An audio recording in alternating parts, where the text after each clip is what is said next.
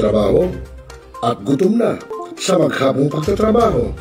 Pero wala kang pagkain sa bahay. Narito na ang sagot mga katropa. Ang Super Manok Lechon.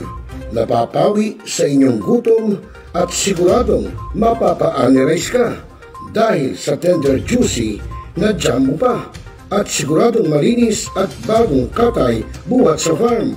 Kaya super masalasa at pangmasa pa. Ano pa hinihintay niyo mga katropa? Takbo na sa Super Manok Panteño Siniluan at bumili na. Baka maabusan ka, katropa.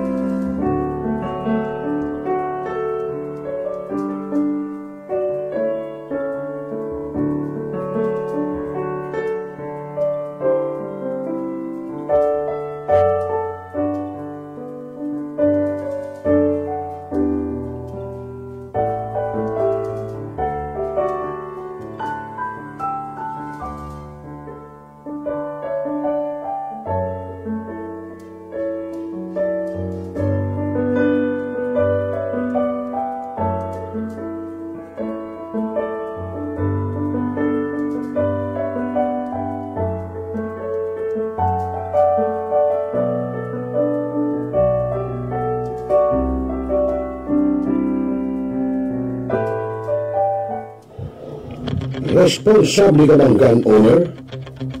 At mahaba ba ang iyong pasensya? At hindi ba initin ang iyong ulo? Alam mo rin ba ang batas hinggil sa pag-iingat ng baril o firearms?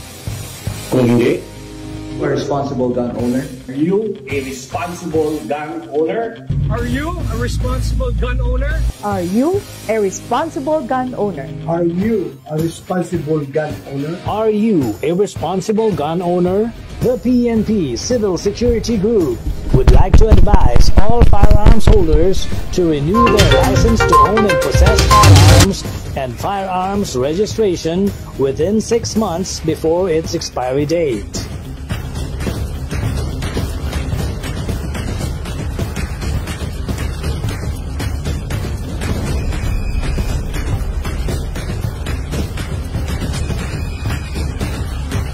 Tumawag na at makipag-ugnayan.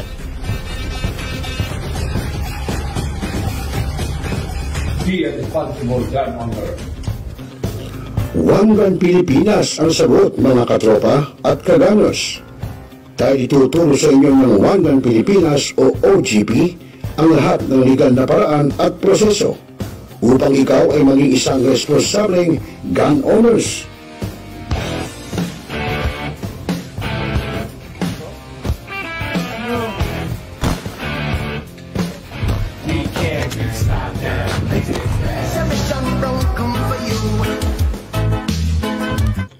Ano pa hinihintay nyo, mga kagamers? Sali na sa One Gun Pilipinas ngayon na.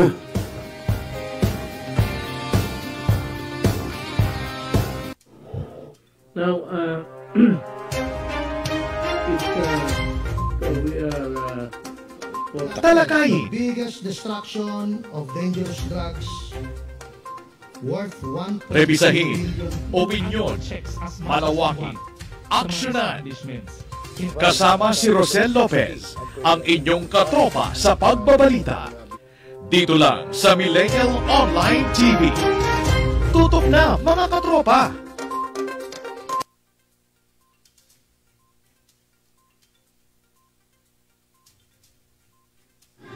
Barangay, pangunahing unit ng pamahalaan lokal kung saan dito pinag-uusapan ang bawat sigalot ng mga residente ng bawat barangay. Dito rin pinag-uusapan ng mga piling halal na opisyal na barangay ang mga proyekto para sa kanilang barangay. Kumustahin natin ang panunungkulan ni Kapitan dito sa Dalo Barangay sa Millennial Online TV Worldwide, ang katropa ng bawat barangay. Ating tinatapos ang ating pagpupulong. Maraming salamat po sa inyong pagdalo at tapos na po ang ating session. Until na po tayo. Hanap mo ba ay Unwind Ventures? Tara nang mamangha sa mga tanawin.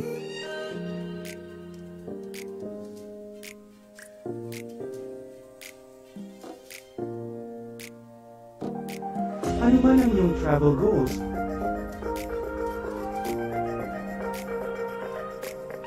Dadalhin namin kayo.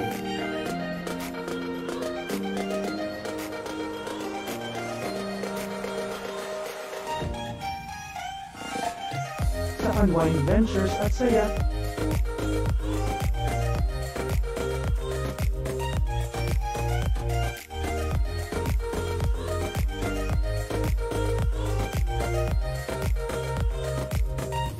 Dito lang sa Wow Biyahe.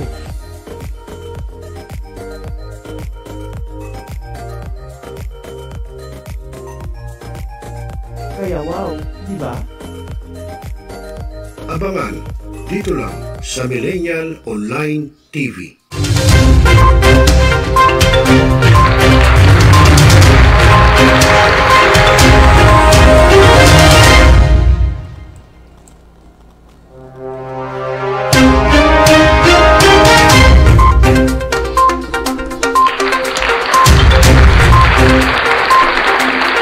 Oras sa Udyat, alas 8:32. Naku, nabubulol ka agad. 32 ng gabi, oras sa buong Kapuluan. oras ng Luzon, Visayas at Mindanao. At syempre po magandang gabi sa inyo at welcome sa programang Tropa Friday Edition. Pasensya na kayo hindi tayo nakapag-program nitong mga nakarang araw dahil meron tayong inasikaso. Alam nyo, busy tayo, pero yung ginagawa naman natin na asikaso, mga katropa, ay tungkol naman po din sa ikagaganda ng ating mga programa dito sa Millennial Online TV News and Updates. Bueno mga kaibigan, syempre ako pa rin ang inyong magiging kasama at your service, Rosel Lopez. Abay, magandang gabi sa ating kay Luz Biminda, Luzon, Visayas at Mindanao. At syempre sa ating mga katropa pips, sa ating mga netizens, sa ating mga Dappercats, magandang gabi sa inyo. At nako mga kaibigan, alam nyo, noong nakaraang araw, nitong April 15, no? Meron tayong pinuntahang isang media briefing. Ito po ang media briefing ng HWPL. Ito yung World for Peace, no? At ito po nga ay magkakaroon ng isang event bukas. Ito na po yung proper event bukas na gaganapin po sa Philippine International Convention Center. Diyan po sa PICC sa Pasay City. Tama ba? Pasay. Oo, yun. Bukas po yan. Bueno mga kaibigan, buti pa itong huwag na natin patagalin. Medyo gabi na kasi dahil meron tayong mga inasikaso. Itutungay natin sa inyo yung isinagawang media briefing dyan po sa PICC noong April 15 din. No? At yun, tutungay na natin kung ano po yung mga ginawa ron, kung ano po yung mga katanungan ng ating mga kasamahan sa media. At syempre, na-interview natin doon si Ma'am Rica Feliciano. So narito po mga kaibigan, huwag na nating patagalin. Students. And then they asked me to present about HWPL and ano yung ginagawa about peace and ano yung connection ito sa journalism. So during those days, medyo pa 3 years old pa lang yung HWPL. So wala po kami masyadong achievement. But today, almost 11 years old na yung HWPL. So I can share many things sa inyo, especially yung paparating na Second National Peace Convention. So I'm honored and privileged to be standing in front of our media personnel. And thank you so much for this opportunity. I can see familiar faces. Sorry, hindi ko po mababati lahat, pero yung lagi ko lang nakakasama. Sir Romy, always, as always. Ma'am Gina, thank you so much for coming. Mr. and Mrs. Balaguer, nagsasawa na po yata sila sa akin. Sino po ba? Wala na po akong masyadong familiar faces. So, let me introduce to you HWPL. HWPL is an abbreviation of the organization Heavenly Culture World Peace Restoration of Life. So, medyo lengthy, pero ang naka-abbreviate ay yung H, W, P, and L. Pero as a full name, Heavenly Culture World Peace Restoration of Life. Dahil sa word na heavenly, may connotation religious organization ito. But I will introduce to you because our chairman is also a Christian religious leader.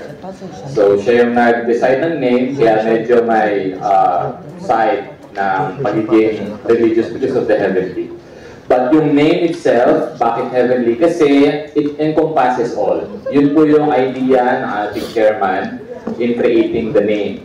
So just like the light, air, and from heavens being poured out indiscriminately for everyone, for the benefit of all people. So peace is for everyone. Parang ganito yung message. Okay? So ito po, it was founded May 25, 2013. So this coming May 25, 11 years old na po ang organization, Republic of Korea. Was founded by no other than Chairman Lee Man-hee, a Korean War veteran. So 1931, ilang taon na po siya today? Magna-94. But he's still very active. The last time I saw him, September last year, nakatalon pa po siya sa stage. So very, very strong, 93 years old. And then, survivor of the Japanese invasion of Korea. and then also survivor of Korean War, 1950 to 1953. So you can just imagine yung buong kabataan niya, puro gera. Kaya nagkaroon siya ng heart to really advocate for peace. And at the same time, after this life, every visit niya sa Philippines, hindi po nawawala yung kanya media guesting. And mostly, nang nag-accommodate na media is from the PTV. So you can see several interviews of Chairman Lee in PTV. Meron din po siya mga 2 beses sa TV5, yung very early morning. Laging early morning kasi yun lang yung nag-open na slot eh. So mga 6 a.m., mga ganun, before 7, yung first news. Tsaka yung ilang mga media. Pero yung recently, last year, January, so in-interview siya ni Boy Abunda sa kanyang YouTube page. So makita po natin yan dito po natin yung papanood. And then doon niya in-introduce yung kanyang sarili in both ways. Kasi Chairman Lee is the chairman of Heavenly Culture World Peace Restoration of Life, or HWPL. But at the same time, he's also a religious leader, Christian religious leader of a non-denomination Christian sect in Korea, which is named New Heaven, New Earth in English. Pero in Chinese, Shinchunji. So mahaba rin po yung name. New Heaven, New Earth, Church of Jesus, Temple of the Tabernacle of the Testimony. Lahat po yun, makikita niyo sa Book of Revelation. Yung name po niya. Pero for short, pwede niyo pong tawagin na NHNE or SCJ, Shinchunji. So as a small Christian denomination, yung growth ng religious org will be at the expense of other Christian organizations because magkakaroon po ng spreading the word, spreading the gospel. Those who will see will follow, and then from this denomination, magta-transfer from this denomination. So natural lang naman po yun sa religious world na settings. Even from Catholic, mapupunta sa Protestant, mapupunta sa Evangelical, in the same way. Kasi everybody is searching. And then everybody in the Christian setup is mandated by the Bible to spread the gospel. So meron din pong evangelism work yung ating chairman. Because of this, nagkakaroon po ng maraming misunderstanding. So as a war veteran, na-experience na talaga yung physical war. So I was able to hear firsthand yung kanyang story. Sinabi niya, during the Korean War, 19 years old siya, meron siyang mga kaibigan na talagang sumabak din sa gera. Tapos doon sa battlefield, siya lang yung natira. Tapos yung kanyang uniform stained by the blood of his friend. Hindi siya pwedeng mag-board kasi nandun pa yung mga bullets. Nasa crossfire pa. Tapos kailangan lang mag-move forward. And then at the end of the day, kailangan niya hugasan yung kanyang uniform habang nakikita niya yung blood ng kanyang mga comrades. So ganun po kasalimuot. And then after that, because he survived the Korean War, he became very prayerful, and then doon niya in-embrace yung Christianity. And he started his life of faith and then doing evangelism. And then encounter niya naman yung prejudice and biases ng religious world. So pwede po natin sabihin, he experienced both physical and spiritual war. Kaya nag-advocate siya for peace. So, ang tagal. 2013, bago niya sinimulan yung work ng HWPL for Peace. Pero yung church ay nagsimula na po ng 1984. So HWPL started later, 2013. And then HWPL, as a peace organization, we have 3 main initiatives. Yeah. One is the Law for Peace. So it deals with the lawmakers, legislation. We wanted to create a strong, legally binding instrument that can cease war and achieve peace sustainably. Mamaya I will explain. And second, peace education. For us to sustain peace, we need to have strong foundations. And education is the bedrock of everything. Kaya if you want to establish the foundation of peace, kailangan mag-start siya sa education. And then lastly, yung alliance of religion. So lahat ng po ito ay masalimuot na mundo. Yung lawmaking, masalimuot po yan. Yung education, di ba po, education system, even the Philippines, yung experience, nagpapalit-palit na naman tayo ng yung time, school year, and then this and that, plus yung economic ng Philippines, and then in different countries. Mas lalo na po yung religious work. So, these main issues to achieve peace ay ina-address ko na siya. So first, dun po sa Law for Peace Initiative, 2016 March 14, HWPL drafted the Declaration of Peace and Cessation of War and proclaimed in the Republic of Korea. We gathered 19 international law experts from different countries, and then we created these 10 articles and 38 clauses of the DPCW to be submitted to the United Nations. So next. Yan, ito po sila, yung 19 international law experts na nag-draft ng DPCW. Next. For the DPCW to be legally binding, kailangan siya i-adopt ng intergovernmental organization. So, kailangan siya ihain sa UN. Pero yung UN, ang mga members niya ay states, hindi po NGO. Kaya yung HWPL, created by an NGO, kailangan may mag-sponsor na government. And then yung member na yon ng United Nations, sila dapat yung mag-lobby. Since we are in the Philippines, we wanted to make the Philippines as the champion of DPCW sa United Nations. So ano na ba yung nangyari? Steps taken thus far for this. Here, makikita natin 10, pero actually may bumabol na. Just this month, yung municipality of Hinigaran sa Negros Occidental. Pero we have achieved 5 municipalities, 4 cities, 1 province, province of Davao de Oro. Last February 26, nakuha na natin yung regional level sa BARM. And then, yeah, itong recently yung Hinigaran, Negros Occidental. So, next. Next. Next. So, yun yung sa DPCW. Kaya one step away na lang. One step away para ma-reach yung national level. So, during the second National Peace Convention, ito yung ite-present na we're calling out the President to support the Declaration of Peace and Cessation of War. We have this so far. So, yung mga mayors and vice mayors, pupunta po sila. Yung mga nagpasa ng DPCW.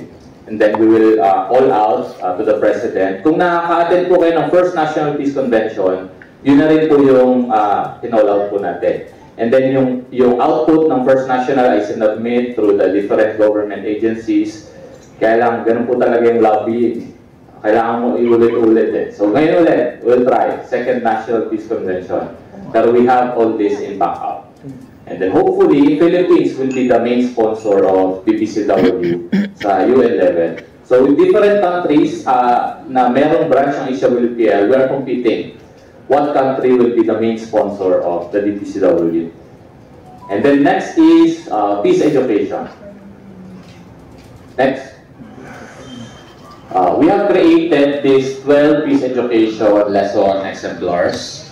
And then when we try to do it in the Philippines, it is considered as foreign material. So medyo meron tayong issue when it comes sa colonization. Whenever may materials from the foreign na ipapasok from the inside, medyo may dyan yung mga Filipinos, di ba? Oh, ano ba na yan? Ano ba yan? Kaya doon pumasok yung contextualization. So in the peace education side, we have been lobbying this since 2016. Pero nowadays, yung peace education, okay na po siya. Nakaset up na po siya. Kasi yung CHED, nagkaroon na sila ng CHED Memorandum Order noong 2019 pa. Mandating all higher educational institutions to integrate peace education. So we started from CHED and then bumaba siya sa DepEd. Eventually, VP Sara, siya yung secretary po ng ating education, nagbaba na rin siya ng peace education na ilalagay po sa Catch-up Fridays. Every Friday, 3 po yan eh. Literacy, numeracy, 4 pala. Literacy, numeracy, health, tsaka peace education. So every Friday, nandun na. Kaya ngayon, yung HWPL nakikipag-partner sa mga educational institutions kasi dalawa yung main challenges na nag-arise. First, anong material yung gagamitin? So nandun yung HWPL sa making ng material. With this 12 peace education lesson exemplars, kino-contextualize siya para pumasok siya dun sa context ng bawat regions natin dito sa Philippines.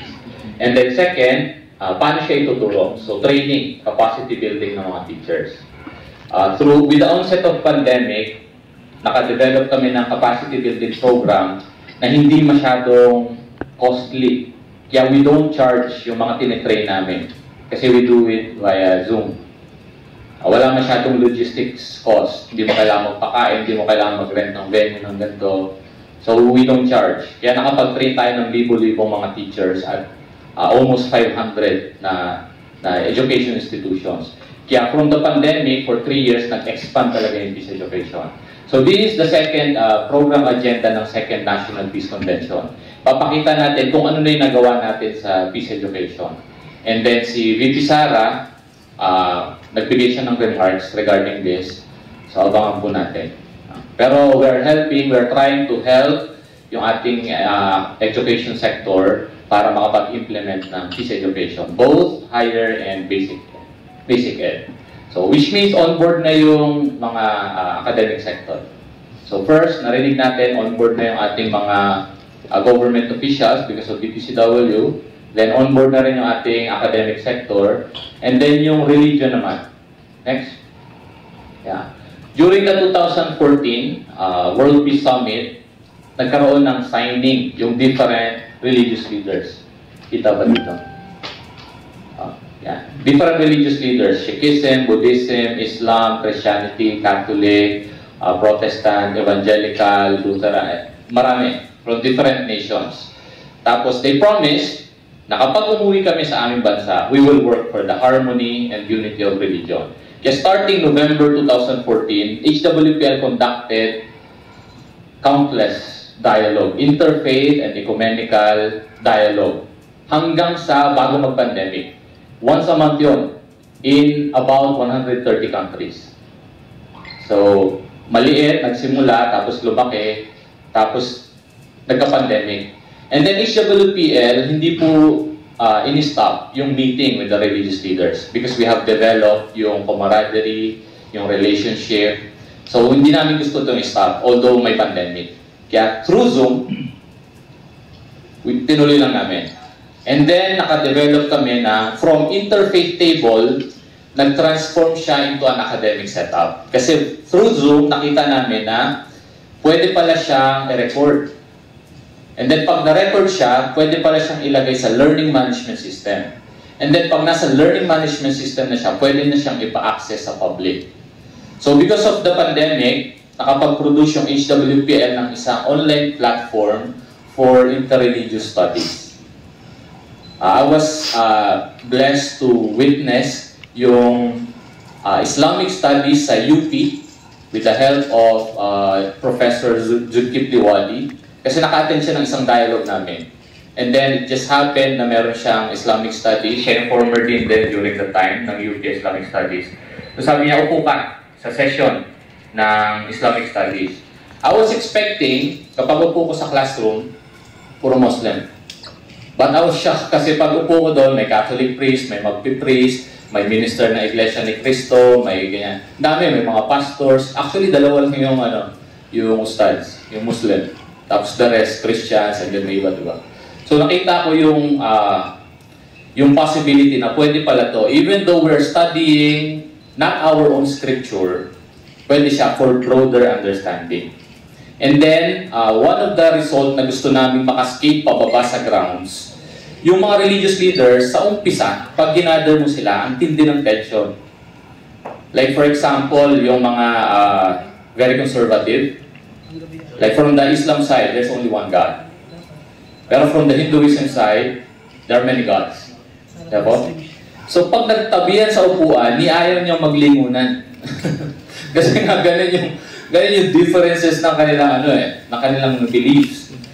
Hanggang sa we're just amazed. Kasi after several meetings, nagyayakapan na, nag-shake hands na, tapos napabalitaan namin, lumabas sila lang, nagkaroon silang one-on-one dialogue, yung ganon.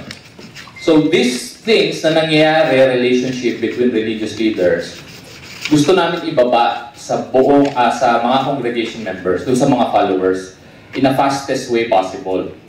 Pero very limited in so many ways. Time, logistics, budget, and then etc.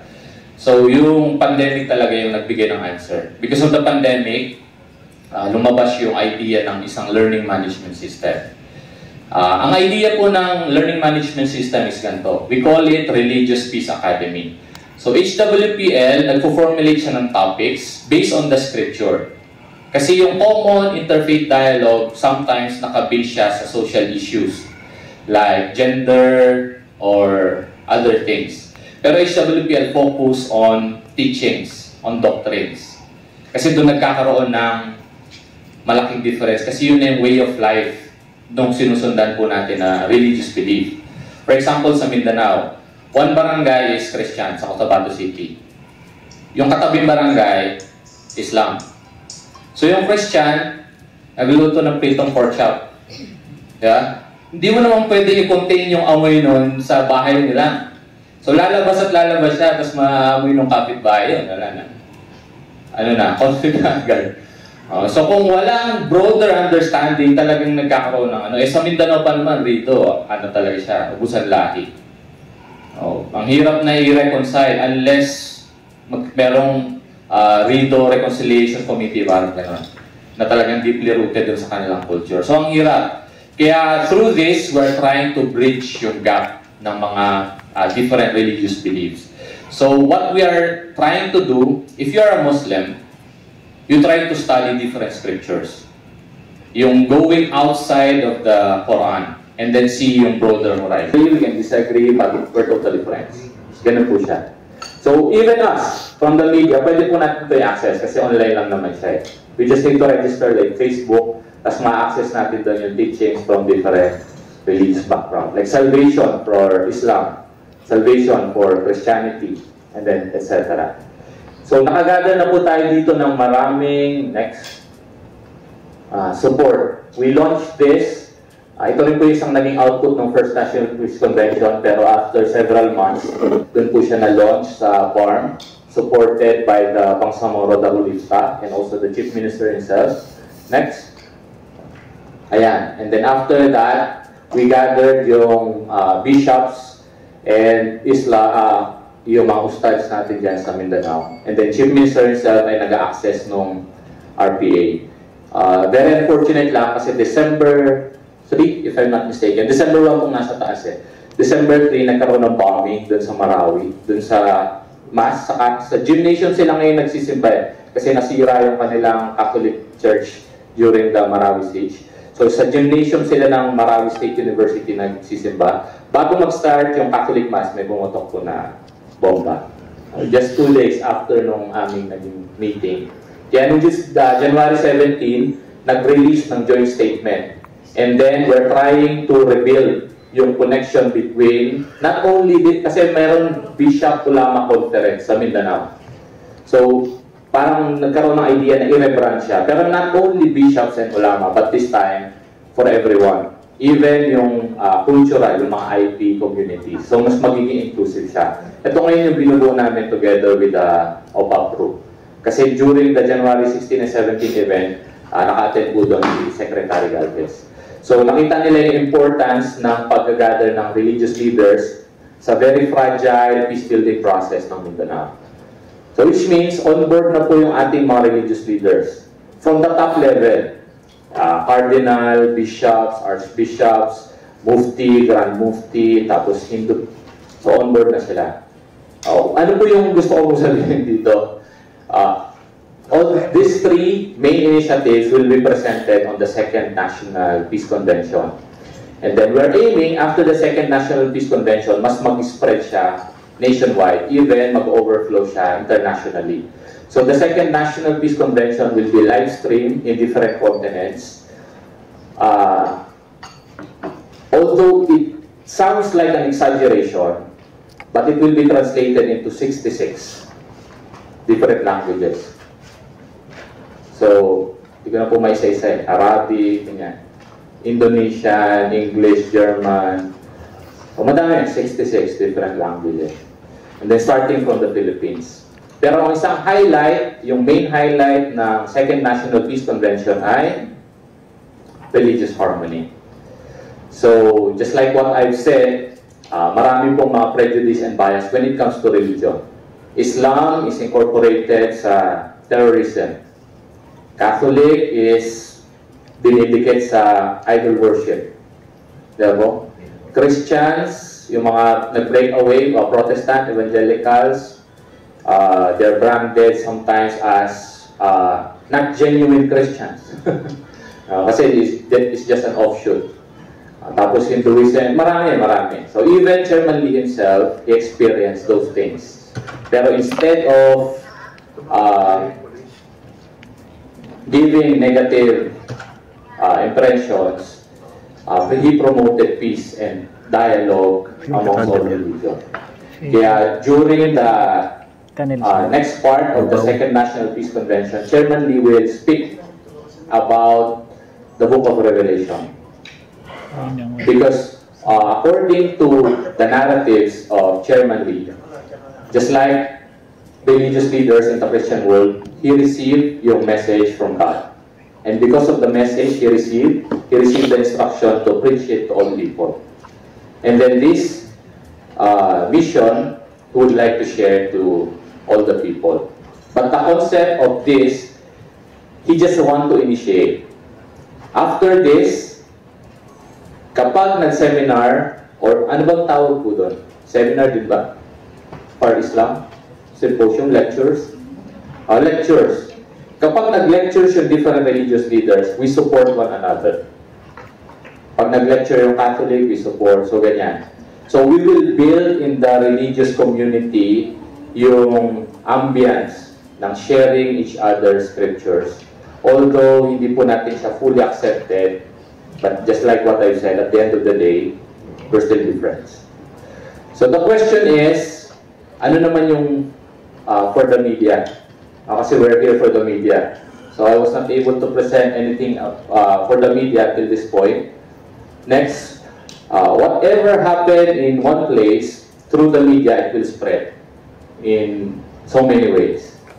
So, HWPL is proposing to make media network, or hindi ko pa lang yung specific term, or team, or committee that will focus on peace and development. Kasi one of the major thing na na-experience po namin in this advocacy, kapag yung balita ay conflict, marami mong na-pick up. Kapag peace and development, boring. Diba? So dahil boring siya, walang pipick up, walang viewers, walang listeners, yung ganyan. Kaya naturally, doon po tayo sa side na marami yung mag-pick up. Kaya nga, marami po kayo makikita na napopromote after, what do you call this? After the coverage of war and conflict, after surviving. Tapos, diba? Pero wala po kayo makikita na na-promote dahil nag-cover sila ng peace event. Okay. So, we would like to create yung ganong klaseng mga platform for our media. First, yung media will empower one another with regards to peace journalism. Paano ba natin ito gagawin? Kaya nag-create kami ng mga forums. So we can train one another, we can learn from one another, we can share our experiences and practices, and then we can empower one another. And then next, through me, because I am empowered, I will spread it through my colleagues and networks. So yun na po yung pag-spread ng culture. And then, since ito na yung magiging mainstream, ito na yung tatangkilikin ng mga tao. So we wanted to have a total shift ng paradigm dun sa world ng ginagalawan po ng ating media. So for this, ito po yung magiging jump start. Kasi as you can see, all those three main initiatives, na-reach niya na yung national level in a nationwide scale.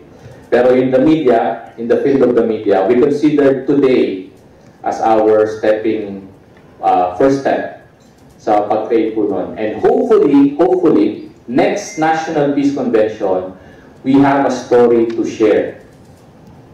Kasi yung National Peace Convention, we will do it every year. It started 2023, now 2024, and then we'll do it continuously until peace is achieved. So, we'll try to do it every January. Hindi ko alam kung nasama sa PowerPoint yung ating timeline. Wala na. Ito po yung aming timeline. Timeline of activities. Every January, Peace Day. So January 23 and 24, around that. National, which means local in the Philippines. March 14, DPCW, anniversary of the Declaration of Peace and Cessation War. May 25, anniversary of HWPL. September 18, international. So September 18 is our international platform. Whatever we do in the Philippines, we share it internationally. Gamit yung World Peace Summit sa Korea. And then we also learn from different countries. Tapos babalik tayo dito, empowered with those things. And then December, awarding. So we will try to create yung award-giving body for peace. Di pa po namin alam kung paano. Pero we tapped already some of the LGUs. Like for example, the province of Laguna. They will have a regular awarding ceremonies for peace every December. And then they're trying to ask us the list of the people kung sino yung gusto nyong bigyan ng awards. So with this, we're trying to benchmark paano natin siya gagawin in a prestigious way. Para whatever we do, there's a certain level of recognition. I will start from Laguna this time, this year. And then hopefully, mag-develop siya na mag-develop. Ano siya? Ano ba to? Very ambitious. But I don't know kung paano natin ma-reach yung level ng Magsaysay and Nobel, ganyan, Peace Prize. That very exemplary individuals who made a difference in the field of peace ay mabibigyan po ng special recognition. In the field of lawmaking, peace education, religious harmony, and peace journalism. So, I think yun lang po muna yung may share ko po sa inyo. Maraming salamat po for your attention. And, yeah, we hope to get you on board. Maraming salamat. Thank you once again. That was our Chief Branch Manager of HWPL Philippines, Mr. Romel Garces. So, I think at this point, maybe we can open the floor to our friends from the media. I'm sure you have questions. Yes. Everyone. Would you like to clarify some things? We can be your traveling mic stands and go to Yes, yes. Anybody? Yes, sir. Bobby Ruiz from Philippine Mirror. Clarification lang, gusto ko lang namin sa background nito. Nakapokus tayo sa cessation of hostilities, parang Mindanao lang. Wala tayo sa mga insurgencies ng NPA. Yes. Where is NPA? Yeah, thank you for that question, sir. As we all know, HWPL ay medyo bata pa organization. We're trying to reach yung mga most conflicted areas. That's why we started from Mindanao. And then from Mindanao, now it is spreading. So, please help us. At we'll try to reach yung mga most conflicted areas because that's the main reason why our organization is established. When Chairman Lee visited the Mindanao, a red flag, even from the Korean embassy, he got him advice not to go. Isipin niyo po, pumunta siya inside yung Camp Garapanan, yung administrative camp of Ari. So he attended the First National Peace Convention as the acting secretary. And then the output nung convention was submitted to him, and then nag-switch ulit sila ni Secretary Galvez. The recent was this January, nung ginather natin yung religious leaders sa Mindanao, yung top religious leaders for harmony of religion. And then from that, they advised na to be accredited by OPAPRO. So we are working on that. Bakit kayo consider kayo na NGO, di ba? Yes, yes. So, pinayagan kayo, malaya kayong nakakakil sa Mindanao? Yes, yes. Thank you. Thank you. Thank you very much, sir. Thank you. And again, you know, it really highlights the importance of the role of media because media is able to amplify our message and make the public more aware of all of these peace-building efforts that are happening and make the work even bigger. Yes, sir. Hello. I'm Andy Garcia for Police Files tonight. Yes, sir. So, by declaration of peace and cessation of war, tapos nagpo-promote kayo ng peace. What about the aftercare? Paano yung mga biktima?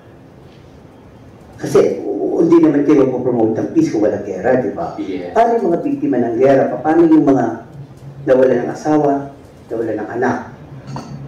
Wala akong narinig na narinig kayo kanina. Yes, thank you, sir. Just like what I've said, we're growing. So hopefully we can reach that part, that sphere of the peace building process. Although we have done milestones for over a decade now, pero marami pang things that needs to be done. Just like as you can see, parang ano pa yun foundational work pa lang yung na-establish. Even the peace education, although we are engaged with schools, thousands of schools, hundreds if not thousands, but the production of materials, it entails billions of pesos. And then we don't have that. So, nandun pa lang tayo sa production of materials, even hindi pa siya bumababa sa mga children. Kasi next school year pa siya bababa. But yung foundations, like, naisabatas na siya. Mandate na siya ng CHED, mandate na siya ng DepEd. So, solid na yun. So, nandito tayo sa next phase, creation ng materials. Next school year, bababa na siya sa mga bata. And then from that, magkakaroon po siya ng effect. And then we are trying also to establish yung ating mga volunteer works, charity works, and this and that. So as time goes by, we'll try to develop into a more comprehensive peace organization. Yung aftercare, unfortunately, wala pong program for that. Thank you, sir. And may I jump in also? I think that's where the collaboration comes in. We do work with a lot of different other NGOs that focus on different aspects of, an issue like peace and war and things like that. We continue to engage for, going to events and meeting people. We invite them to our event like this one happening on April 20, like the National Peace Convention, so that they can see also how they can work with us and be more dynamic in the work that we do. Yes, sir. Mas iimbitahin niyo pa sila sa halip na tulungan niyo sila magkaroon ng bubungan sa kanilang ulunan? I think we have to start somewhere. We have to meet them. We have to discuss what we can do together. We will be more than happy to follow through on all of these needs. And these are very good needs that you're bringing up, sir. So we will definitely consider this moving forward. Okay, thank you. Anybody else? I thought here, hold on, Tino. I think it can be heard, Miss Sam. I'm there. Hello. Hi, sir. Okay. Sir, name please from what company, what media outlet? Jojo Sikat from DCRJ and also from Abante News Online.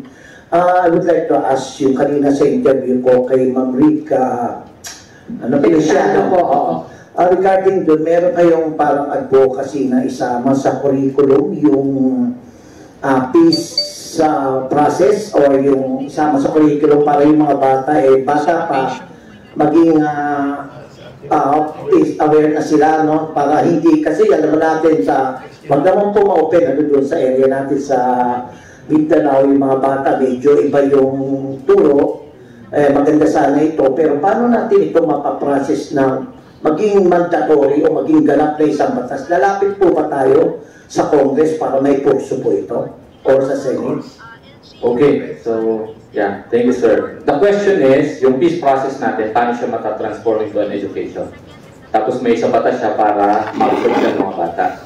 So tama po? Very technical po kasi yung ating peace process. So, I have experienced yung contextualization ng peace education materials. Like for example, mathematics. Paano siya ibababa from grade 1, 2, 3, 4, 5 in different levels. So, meron po tayo ngayon ginagawa pero hindi pa siya pambata. We have tried releasing a documentary film. It highlights yung peace process ng Philippines. And then from that documentary film, maraming lumabas na mga articles. And then through these articles, na-absorb siya ng mga research institute, and then this and that. That's why we have an upcoming project with UNESCO. Pero I think very technical siya. But it's about Memories of the World. So we're trying to put yung peace process na nangyari sa Mindanao sa history ng world records. And then from that, hopefully books will be published, instructional materials will be published, and this and that. And then this will be picked up on my viewpoint by the college students first. Tapos saka pa siya bababa sa ating mga kabataan. Okay, pag po, why is it in college student? Mas maganda sana kung magpagtulungan tayo sa Congress, magkaroon ng textbook, hanggat bata pa, ma-develop na agad ng isip nila, through peace. Walang ilulunod kasi kung college at too late na siguro, baka yung iba nasa budget na, rebelde na. Di ba? Hindi ba? Hindi nga po, di ba? Dapat kung ipupuso natin po ito, doon na sa mga bata. Hanggat maaga pa, ma-develop na yung peace-loving minded sila. Para kahit ano inganyo, nung mga hindi ko pwede sabihin mga kalawang grupo, anumang grupo, mga terorismo, hindi na sila may encourage pa. Kasi tunay na po kung sa college natin implement yan. Sigurado po yan. Sige sir, thank you for that follow-up. Kaya ako na-reconstruct yung question because I was talking about Philippines peace process. Pero in terms ng peace education, yung materials ay nababa na. From kinder hanggang grade 12, tapos from college, nandiyan na po siya. In terms ng peace education, but technically, specifically, para sa peace process sa Mindanao, wala pa. I would also like to add po, if it's about, why isn't the Congress or Senate, getting involved and all of those things, it's really not for lack of trying po on our part. We try to book courtesy calls, we try to go see the lawmakers and the people who can actually move and make a difference. And I think this is, again, where we need the help of the media po. I think talaga namin kayo. Yes, I think when the lawmakers themselves hear, may ganito palang organization, may ginagawa palang ganitong trabaho, then they will want to see us and hear us and be involved po themselves. Maybe matutulungan po kayo ng media kasi most of us, yung some of us nakabit po sa Senate, ayun po, Congress, para mabigyan kayo ng priority para magkaroon ng courtesy call sa mga congressman and senators. Kayo na po ang sagot namin sa ito, kaya po hindi patawa. Kaya po kaya po tayo pa-lunch kasi talagang kailangan po namin ng tulong nyo. Hindi po madali, no? Hindi po madali. Minsan po, di ba masakit na po ma-reject ng ilang beses po, alam nyo lang po. Pero kung si Jesus Christ na po na-reject ng first coming, okay na po yung titiisin na lang din po namin.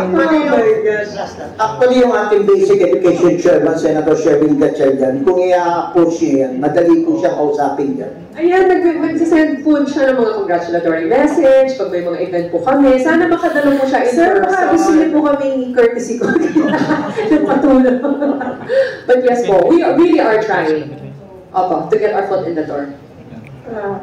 I gotta be quiet, Radio Filipino America. If you really wanted us to be helping you, I'll be willing to do it for you. Kasi I've always been in the Senate. Thank you, ma'am. And I think na mas maganda sana kung naging party list na rin kayo. But my question is not that one. The question is, I always receive dito sa mga, I don't know if this is aware about Sign for Peace. I would just like to know the statistical record kung saan na po ba ito at saka kung ano na po ang level natin sa UN.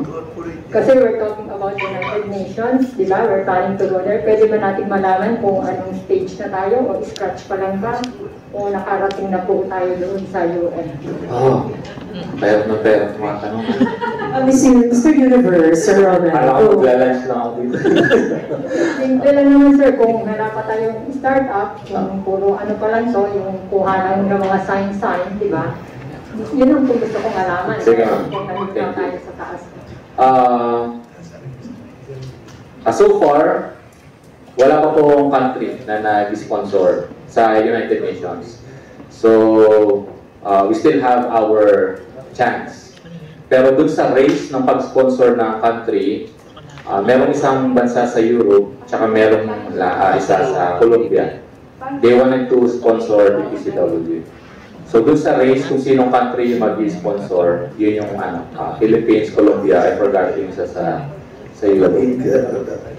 Since yung DPCW, 2016 pa siya. So around 8 years old, 8 years na yung DPCW. Kaya nakapag-set up na ng mga groundworks, yung foundational works. Nakascale na rin siya. That's why in the Philippines, meron tayong mga cities, municipalities, and province, and then regions. So this time, we're trying to have na yung national support.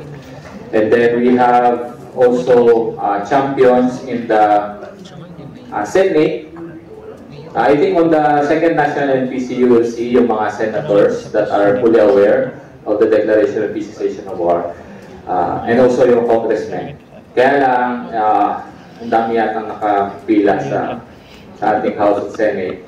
So hindi siya nag-focus through. Susunod daw tatanong si Ma'am Gina. Yes, Miss Gina. Hindi maaapit. Hindi maaapit. Oo, yan ang slogan niya. Ang introduction talaga. Pasensya na po, ano ginagawa niya sa akin ng microphone. Kampanya mo na to.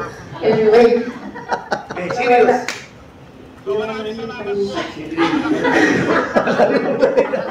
Nawala sa introduction, sir. Ito po. Pagkatapos po ng ako nga po si Gina Mape. Yes, ma'am. Nice meeting you. 774. Lagi pong may 774. 774 station ko po yan. Ay, marami. 774. Kaya rin po ba yan pag sabi ng dito? Salamat po. Ano po, ganito. Kasi po, di ba, lagi kayong may mga lugar agreement, may mga inatayo kayong mga peace marker. Sa ilang lugar na po yan, marami na dito sa Pilipinas. Paano niyo po sinusustain yung awareness, aggressiveness, ng mga tao na natatouch nyo, yung po mga opisyal ng government na nandun, na nakipagkasundo po sa inyo, na isusulong ang kapayapaan, ang peace and peace. Okay. After those, signings and photo ops and all that. Okay, sige po. Thank you, Ma'am Gina. Yung peace po kasi divided into 3 parts. So, prevention of peace, prevention of war and conflict. So, bago mangyari. Pero pag currently ongoing, conflict mediation. Pero pag na-achieve yung peace, sustaining. So, 3 parts. And then we're trying to do yung gantong. So, sa Mindanao, may current conflict, so conflict mediation, basically. Sa mga non-conflicted areas, conflict prevention. Sa mga relatively peaceful, sustaining peace.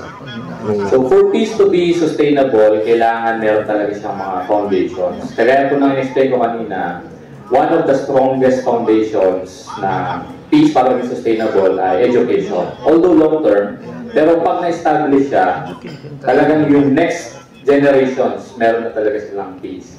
Kaya ngayon, nilalapag natin yung peace sa education. Yung plan, yung roadmap ng peace education. After na-establish yung peace education sa mga school, talagang implementing na sila ng peace education. Mag-establish sila ng peace clubs. So, meron kaming na-pilot na peace club sa Signal Village sa Taguig City. And then through this peace club, sila yung magsusustain ng mga peace activities, peace initiatives. And then tutulungan na lang natin sila i-empower. So, para makagalaw din yung mga bata, syempre, dapat mag-support yung government, yung private sector, and this and that. Kasi magpo-contact sila ng dance competition, choir, singing, peace walk, marathon, and then this and that, awarding, so on and so forth. So para mag-boom yun, kailangan ng support ng ating mga kabataan. And then we also try to establish peace centers within the community. So sa loob ng school peace clubs, within the community peace center. Then nakausap namin yung Hinigaran, Negros Occidental, magtatayo sila ng peace center kung saan gagawin lahat ng peace activities ng buong munisipyo. So whether be it dialogue or making ng peace education materials or capacity building ng teachers, etc. So yun po yung parang Asa na bigyan ko lang. Doon sa mga ginawa, kasi may mga magugulo yung mga lugar na pinuntahan nyo, di ba? Meron po bang pagkakataon doon, sir, na yung mga antagonist Lumapit. Oo, lumapit para to work, to coordinate for peace. Nagbayad siya, nandun. Meron, pero the other way around. Paano po? Inambus kagad namin. Actually, yun yung first and last encounter ko so far. Kasi we're trying to do peace walk sa Mindanao. Tapos may lumapit sa akin. Sabi niya, mag-ingat ka. Kasi since nandun ka sa peace side, may mga nagbe-benefit dun sa hostilities, saka conflict, saka sa war. So basically, kalaban mo sila. So mag-ingat ka. Sabi niya sa akin, huwag naman ako ng content. Parang kalaban ko pala sila. Kasi may profit din sa conflict ko, di ba? So parang, layman's term, parang nasasagasa ako yung business nila. Sir, maraming salamat, Sir Romel. Thank you so much po, Ms. Lina. Yes, we have our next question. Yes, ma'am. Good morning. Sir Romel, please lang po ako for second national peace convention natin to the HWP attempt to invite personally our president or even the vice president at the message. But the bottom line, our feeling is who's sponsored by the Philippines for this to the United Nations. Meron na po ba na directly na invitation Kaya naman yata po siyang pinapos nila na kapayapaan. Yes po. Yun lang. Sagot ko. Yes. Since January. Bato po ako since January. Wala ko. High school pa lang. Then, ito lang po, di ba? April 11 nag-US po yan. Pero na-receive na po ng malaki dyan. Even I went to the presidential management staff. I tried meeting sa Plagdanea sa Davao del Norte. I tried ES Bersamin dito sa mga. So, we were trying all the ways. Pero wala po. But we have no doubt po, with you all in the room, being knowledgeable now about this and helping us spread the message, it's a matter of time po. Until the president will be aware of this and, will support this. Because it's a good cause po, di ba po? Yes, we want to highlight the peace-building efforts that are being made here in the Philippines on the world stage. And I don't know why, our president wouldn't be supportive of that. So, madagdag ko lang po, ito ibig sabihin positive yung na may mga tao talagang nais manggulo dahil kumikita sila sa panggugulo. At it would be impossible para magkaroon ng kapayapaan sa Mindanao. Your statement is testament to that, right? Yes. Parang lang po yan may mga oil company na nagbe-benefit sa oil. Tapos naka-develop ka ng makakapagpatakbo ng sasakyan na hindi naka-oil. So, alam mo. Maraming salamat. Parang ganun ba?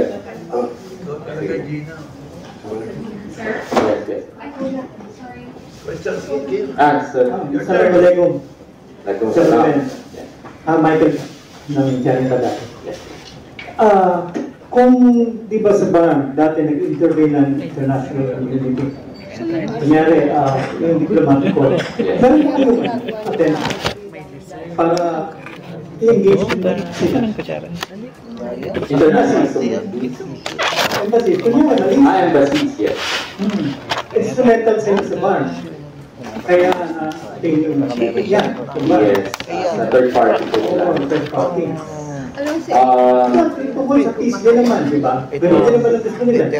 We're trying to be part ng third party monitoring team.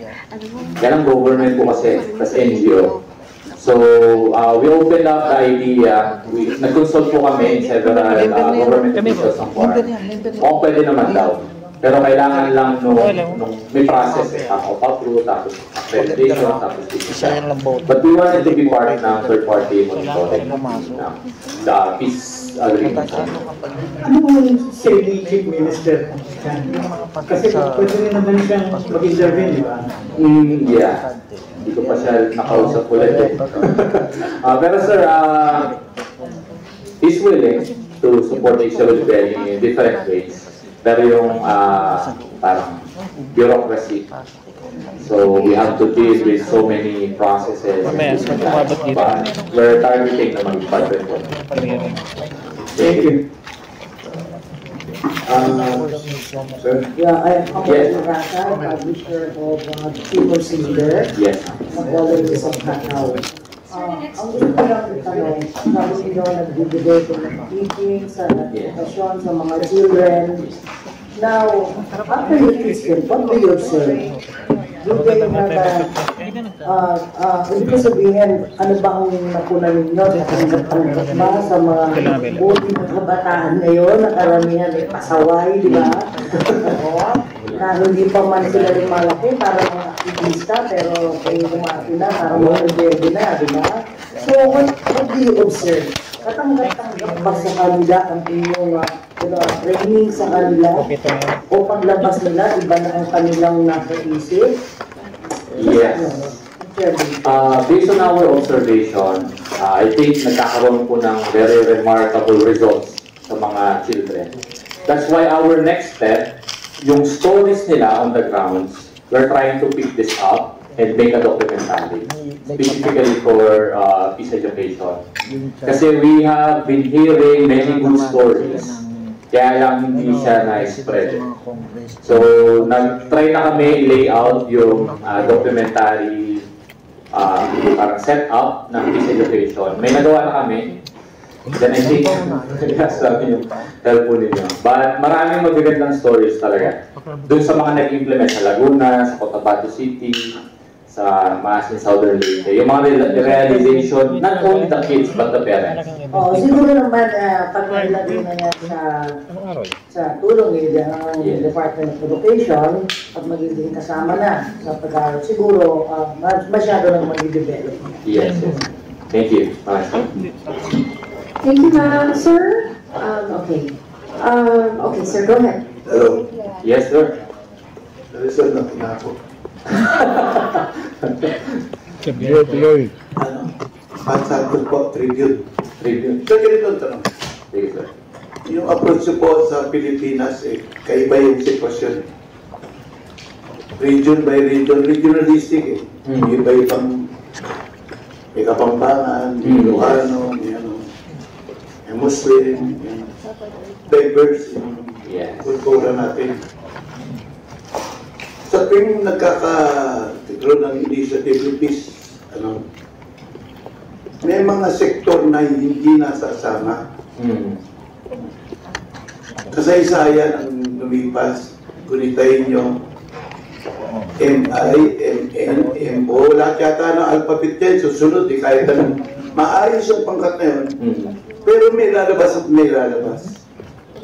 So, ang sa akin, tamangdaan na rin ako dyan sa activism ang nakikita ko po, parang kulang sa approach, parang hindi natutugbok yung tamang solusyon. Ang solusyon po sa tingin ko, pigilan yung interference ng mga neighboring like Malaysia, mga China, may mga interference yan kaya mas magulo tayo, mas happy sila. Idagdag mo pa yung mga korupsyon ng mga local na dapat ang development money nandun doon. Yung development money nasa kanila. Lumalayo ang agwat ng mahirap at mayaman sa kanayunan. Ngayon po, on that ground, napaka-basic lang economics talaga when you talk about. Pero may alam ko isang nag-unite ang Pilipino kung sakaling may isang sitwasyon. Katulad ang, sabihin natin, EDSA. May pagkakataon, kahit minsan nagkaisa. Pagkatapos na, biyak-biyak na. Siguro pag hinera tayo ng China, magkakaisa tayo. Bis na tayo lahat. Kasi makakalimutan natin. What I'm saying, ang inaano ko, yung mga regionalistic approach. Ibang approach sa Region 1, ibang approach sa Region 2. Na meron talagang tao na may malasakit, may na mapipili kayo ng magdadala sa mga tao, yung mababantayan ng pera ng gobyerno na dapat makarating, na hindi nakakarating. Marami po mag-epekto Pero ayoko dahil masyadong malalim yung topic na yan. Kaya nga sir, hindi ko alam kung gusto tayo makarating. Akin lang po, pinaparecord ko lang po sa inyo yung mga grounds. Kaya hindi nagsasaksi in most cases yung mga peace process na tulad dito. Nakanood ka sa Senate, tinitira ni Tulfo si ano na biki daw yung mga ibang recipient ng bla bla bla. Ang pangit. Pati yung effort ng ano ng naging dated na ano, ang baril ganito, ang binigyan ganito karami. Hindi, akin lang, ay open na to. May defect eh, may problema eh. Siguro sa tao na mismo sa atin. And how do you cope with that? So, mahaba ng premise niya. Mahaba. Nag-request ko lang, sir. Stop from there. Ganito po siya. World peace is a cliche. So, paano mo siya magiging gagawing specific? Wala pong may specific answer. We have spent years just to have you here today. And hindi lang po ito one-day work. Because hindi rin po namin alam specifically yung sagot. And you are in this field, mas knowledgeable in this field. That's why we want you to be part of this so that we can share and then discuss and then try to implement pilot, trial error. So, pero meron po talagang mali. Marami. Pero ayun nga, ang laki, ang lawak ng scope. May nabanggit si Sir na international relations, tapos even yung dito sa Philippines, yung ating current situation in terms ng corruption, and this and that. So, marami po tayong kailangan. Parang this effort dito, salita ng kanto, suntok sa buwan. Alam mong mangyari. Babaguhin natin yan, sir. Well, today that changes po with all your help po. So kung open po kayo, i-declare na po natin ito. Pag-usapan natin. Extend na po tayo. Haba ng topic na yan. So Robert, maybe this is a good time for us to present about itong, this is our dream. We have been talking about this and hoping that it will come true one day. And we are really taking the first step today because we have our friends from the media in the same room. And what we would like to create is this Peace Media Network, which Sir Ronald touched on earlier po, where we will support one another as journalists, publicizing these stories that do not get enough attention, which will then make people care more about the peace-building efforts and be more aware themselves and want to be involved in the work. So how do our friends today, kind of make their vote on, saying yes, I would like to be part of this network? Okay. So meron pong membership system yung HWPL. Currently, if I'm not mistaken, ako kung updated yung nasa around 8,200 yung membership ng Philippines dito sa Philippines. 8,200 members, spanning from different sectors like government officials, non-government, private, academic sector, students, and this and that. So 8,200. We have some members of HWPL who are here today. Even they receive yung publicity ambassador certificate. So they have been publicity ambassadors of HWPL. So in creating this structure for the media, what we would like to do is to invite everyone na hindi pa members ng HWPL to become members. So we have membership na gratis without payment. We have membership na may pay with different perks. Pero upon signing up, from among the media, we will try to elect yung ating magiging first officers na ating structure for this once we get substantial number of media members. So yun din yung gusto namin i-present sa Second National Peace Convention. We wanted to invite media to become members of HWPL and then we will elect officers out of these media members. Then starting from that point, we have regular meetings just like this to discuss yung So we invite all of you po, if you find this to be a good cause, if you would like to be a part of this and be involved, we'll be more than happy to have you. And then the culminating event in every year is we go to the World Peace Summit. in Korea. They have their own global Peace Media Network conference. So I think it would be amazing if we can have an official Philippine delegation and meet other members of the media network from all countries of the world. Yes, so talagang this can be a global effort po, and you can be involved in that. As they're enjoying their lunch. Yes, which is the point. So please, this can be a open conversation that can be ongoing over lunch. So please po, enjoy your food, and in a little bit, we are gonna show videos. Oh, sure. And then later on, we'll move on to the raffle because again, we have appliances from IDEA. They've been generous enough to give us gifts that we would like to give you as well. Final call po on the fishbowl. If you haven't put your name in there as well, kasi i-draw po natin yan, please make sure you do that before we start the raffle draw. Lahat po ba nakapag-lagay ng pangalan sa ating magic fishbowl? Lahat po? Okay po.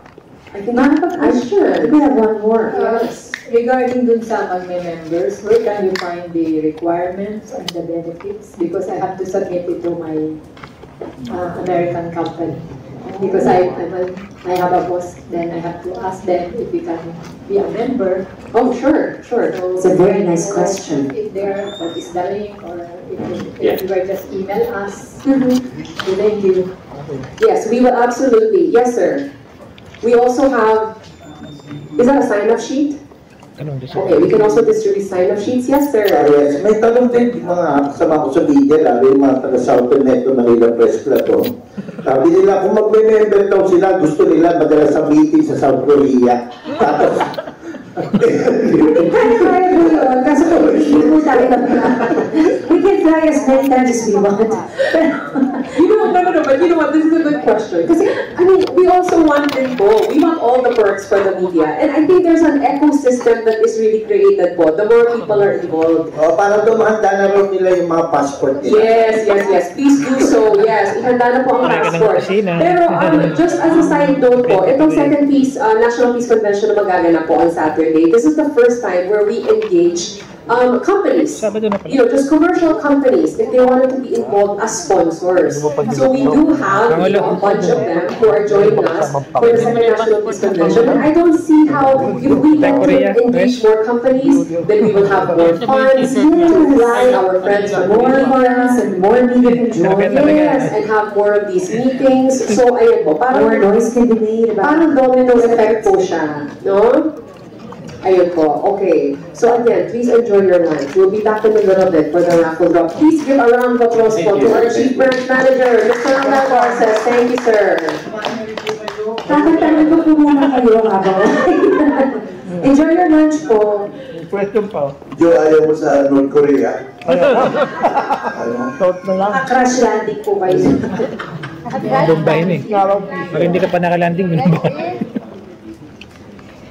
Basta paalala lang, hindi na mapi, hindi kayo mapi. Hindi na or director. Marked by conflict that lasted 4 decades and resulted in 120,000 casualties. But January 24, 2014, political and religious representatives gathered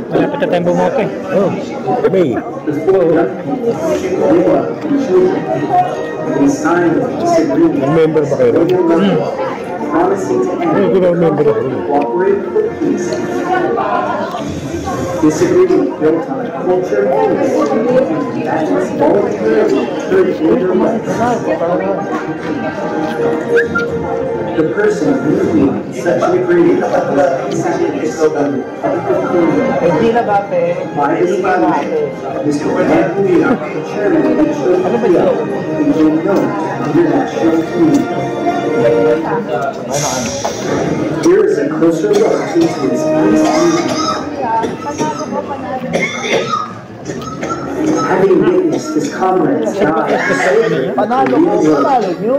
Chairman Manipuri made it his life's mission to achieve a peaceful world without war. In 2013, he founded Heavenly Culture, World Peace. That is a special and important meeting And then we are inviting you to be part of this Peace Media Network that we're trying to structurize and establish. We're trying to look for people with common goals and aspirations in terms ng peace. And in this search, medyo challenging po siya. Kasi nga, maraming mga different challenges.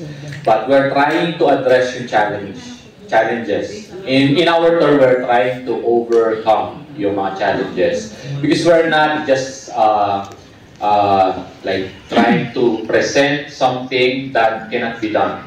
We believe dun sa saying ng ating Chairman Lee na if we do it, we can do it. The reason why we are not able to do it because we don't start.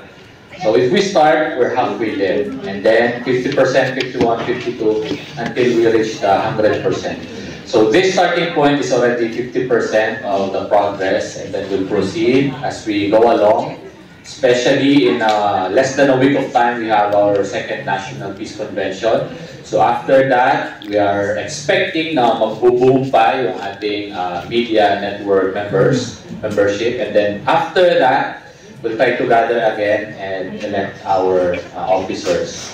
And then not only election, but we'll also try to lay down already the agendas, projects, and this and that for the whole year.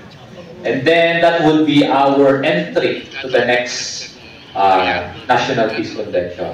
So we're trying to make the National Peace Convention every January. Medyo na-delay lang ngayon naging April. Pero gagawin po natin yan January para we start the year with the National Peace Convention, and then as we move along the year, the months, then another National Peace Convention. So we're expecting you to be on board and let's work together for peace. Maraming salamat po. Thank you so much po, Sir Romel. And today, Ms. Sam, is a great starting point. Having all of you here, maraming salamat po sa suporta ninyo. We do hope this is just the beginning. Oh, this day will go down in history as the beginning of something amazing. So please, ladies and gentlemen, feel free to still... Magkakaroon po tayo ng media briefing for our upcoming second National Peace Convention. Ito po ay gaganapin sa PICC, Pasay City, sa darating na Sabado, April 20. So sa ating second National Peace Convention, ang focus po natin is yung 3 main initiatives ng HWPL. Unang-una, ang peace legislation. Ipe-present po natin ano yung mga naging accomplishments po natin sa pagsasabatas ng kapayapaan through the Declaration of Peace and Cessation of War. Kung ilang mga LGUs, municipalities, and of course the Barm region na nag-support dito po sa ating peace legislation. And second is the peace education. So tayo po ay kapartner ng DepEd Schools Divisions Office and also CHED. So magiging speaker po natin muli si CHED Commissioner Dr. Ronald L. Adamat. Okay po, para magbigay ng special message kung ano na po yung progress ng peace education sa CHED since our partnership. Paparangalan din po natin ang mga DepEd Schools Divisions Offices from Luzon, Visayas, and Mindanao na nag-contextualize ng peace education materials po natin. So gumawa po sila ng textbook, pinagsama po nila dito yung peace education lessons ng HWPL at yung curriculum sa araling panlipunan at edukasyon sa pagpapakatao. Ready na magamit po ng mga estudyante, mga kaguruan. At pwede po itong ibahagi sa iba pa pong mga divisions. Okay. Okay, and last but not the least, of course, we also have the Interfaith Initiative. So, religious and cultural harmony. Ipe-present po natin dito yung messages of solidarity mula sa iba't ibang mga religious leaders na kapartner po natin para po sa kapayapaan.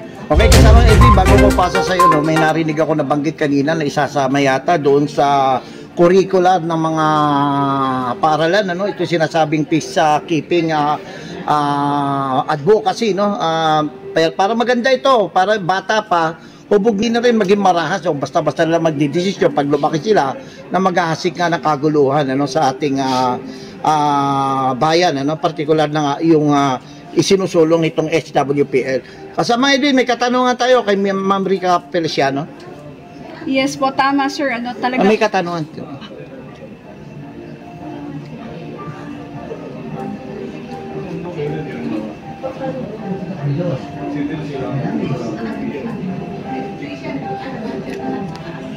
Yes sir, so magsisimula po ang programa 2 PM hanggang 4 PM po. dito sa plenary hall ng PICC.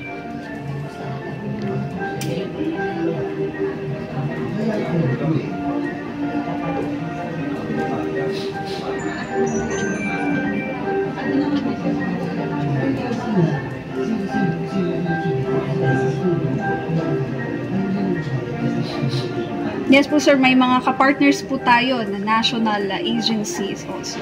And ang HWPL po ay isang international peace organization, registered po tayo sa United Nations, ECOSOC, and UNDGC.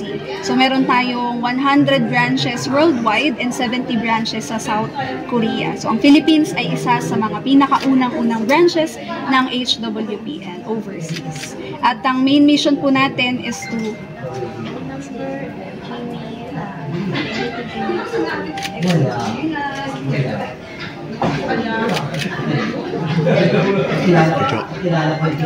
Jo, pwede kami magtanong? Yes sir, ang malaking programa po natin sa ngayon is of course ang peace education implementation po. So kapartner natin ang CHED para sa pagmandato ng peace education na ituro sa lahat po ng mga kolehiyo, state colleges and universities. Gayon din po ngayon na mandato na po ng DepEd Secretary and Vice President Sara Duterte po natin na ituro ang peace education especially sa Catch-up Fridays. So tayo po, dahil meron tayong peace education material sa HWPL, ito po ay binibigay natin sa mga kaguruan, sa mga eskwelahan, sa mga universities na kapartner po natin ng libre. Libre po ang mga materials na ito at tinutulungan po natin sila na makontextualize po ito at maituro sa kanilang mga estudyante. At hindi lang po sa kanilang mga paaralan. May cascade or may bahagi rin po nila ng libre sa iba pong mga divisions. Halimbawa po nitong January ay nilaunch po natin yung contextualized peace education sa BARM. Meron po itong Muslim or Islamic studies na appropriate para sa mga learners po nila. So pwede po itong magamit sa ibang mga schools na meron pong mga Muslim na students. So, ito po yung isa sa mga biggest na program natin. And meron din po tayong Religious Peace Academy. Alam po natin na isa sa mga main conflict ay yung conflict sa religion. So pinagsasama-sama po natin yung mga religious leaders from Hindu, Islam, Catholic, non-denominational Christian, okay, at iba pa po. At gumawa po tayo ng learning management system kung saan yung mga teachings nila, pwede po nilang i-upload po doon at pwede po itong maging accessible sa lahat po ng mga tao. Gusto po nila na mapag-aralan yung iba't ibang paniniwala ng mga religion. Malay ko, alam ko, gwapo ka. Okay. Okay.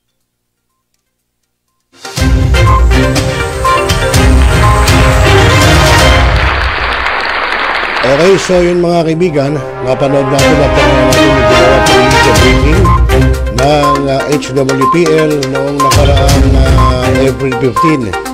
At bukas po mga kaibigan, April 20, ayun yung pong proper program na gagawin po ng HWPL doon pa rin po sa PICC dyan sa lungsod ng Pasay. So mga kaibigan, abangan po natin ang magiging kaganapan bukas dyan po sa gagawing convention ng HWPL na ito'y patungkol pa rin sa ating katahimikan, kapayapaan ng buong mundo.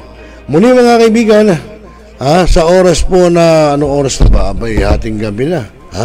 Alas 9:50, no? Menos 10 na lang para sumapit ay kasampu ng gabi. Ako po muli yung naging kasama, naging kajaming, katropa, ka-tabercats, ka-netizen, dito po sa programang Tropa. Muli po, ako yung lingkod, Rosel Lopez. Magandang gabi Pilipinas at mapayapang magdamag. Magandang gabi po. Responsable ka ng gun owner at mahaba na ang iyong pasensya at hindi ba initin ang iyong ulo? Alam mo rin ba ang batas hinggil sa pag-iingat ng baril o firearms? Kung hindi, a responsible gun owner. Are you a responsible gun owner? Are you a responsible gun owner? Are you a responsible gun owner? Are you a responsible gun owner? Are you a responsible gun owner? The PNP Civil Security Group would like to advise all firearms holders to renew their license to own and possess firearms and firearms registration within 6 months before its expiry date.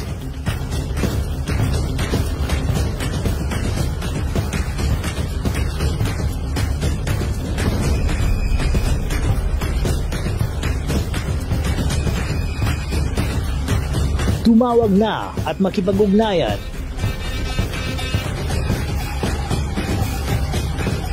Be a responsible gun owner. One Gun Pilipinas ang sagot, mga katropa at kaganos.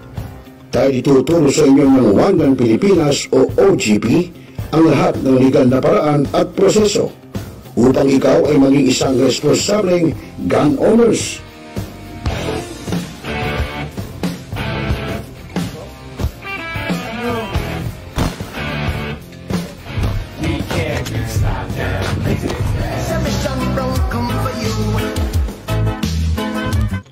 Ano pa hinihintay nyo, mga kagamers? Sali na sa One Gun Pilipinas ngayon na!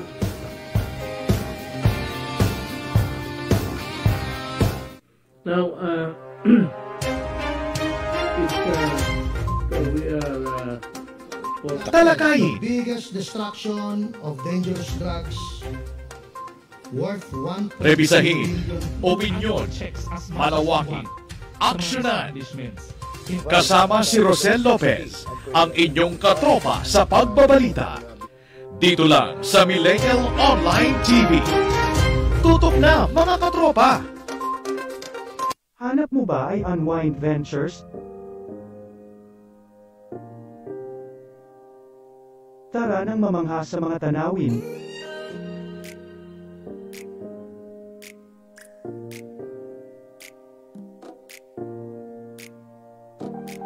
Ano man ang iyong travel goals?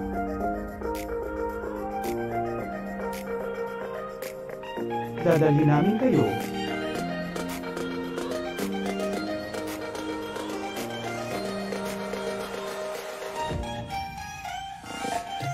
Sa Unwind Ventures at saya.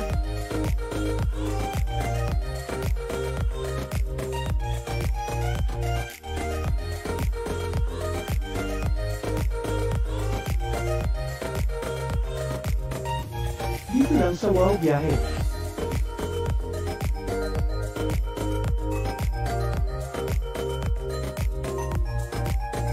Kaya wow, di ba?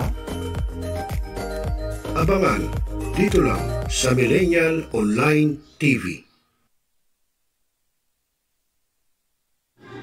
Barangay, pangunahing unit ng pamahalang lokal kung saan dito pinag-uusapan ang bawat sigalot ng mga residente ng bawat barangay.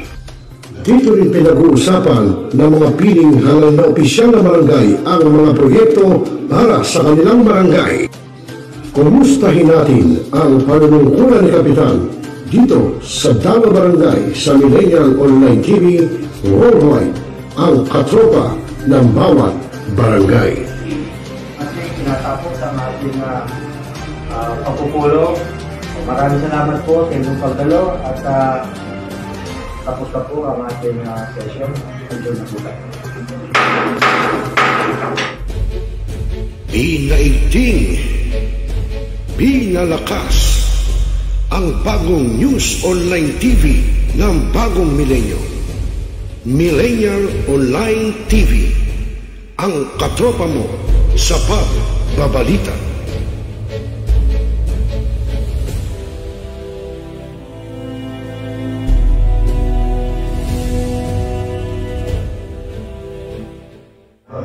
Hi, this is Pangilari Gadon. Nananawagan ako sa ating mga katropa, no? At mga kaibigan, mga kababayan na palaging tumutok sa Millennial Online TV. At yan ay pinangunahan at yan ay pinangangasiwaan ng aking kaibigan na si Rosel. At ang mga nanunood dyan ay hindi bobo! Mga kababayan, ang pambansang awit ng Pilipinas. Kayang magiliw, pero sa sinakanan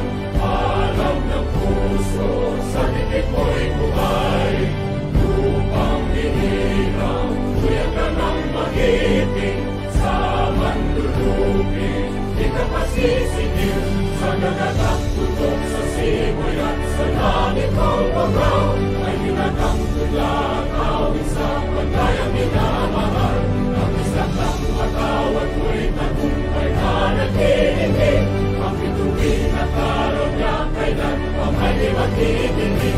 Lumang ang araw ng buwan, ating pagsinta, buhay langit sa piling ko. Ang hinigaya na pagkay mga akin, at mamatay ng dahil sa'yo.